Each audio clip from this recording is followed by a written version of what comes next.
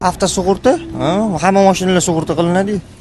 Asago bilan kasko eshitganmisiz? Kaskoni eshitganman, Nargis aytganingizni eshitmaganman. Yo'q.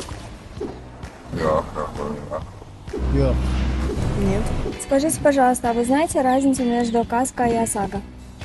В общих чертах. То, что меня касается, конечно. Ну, я обычно ОСАГО пользуюсь. Ну, я сам особо каско не пользовался, но поинтересуюсь теперь.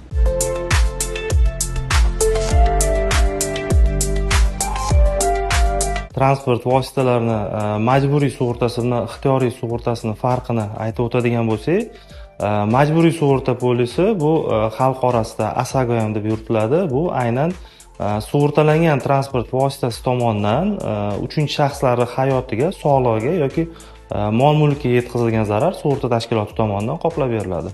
Ixtiyoriy sug'urta bo'yicha kasko ham deb yuritiladi. Aynan sug'urta shartnomasi rasmiylashtirilgan transport vositasiga yetkazilgan zarar sug'urta tashkiloti tomonidan qoplab beriladi. Majburiy sug'urta shartnomasi bo'yicha faqat yo'l transport hodisasida yetkazilgan zarar qoplab berilsa, ixtiyoriy sug'urta shartnomasi bo'yicha nafaqat yo'l transport hodisasi, balki tabiiy ofat, mashinaga chetdan zarar yetkazilishi, ustiga jism tushgan natijasida yetkazilgan zarar ham sug'urta tashkiloti tomonidan qoplab beriladi.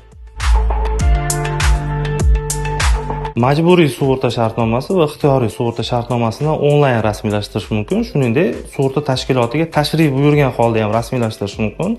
Har ikkala holatda ham sug'urta shartnomasi shartlari bilan tanishib, istisnolarni o'qigan holda batafsil tanishgandan keyin imzo qo'yishni maslahat beramiz.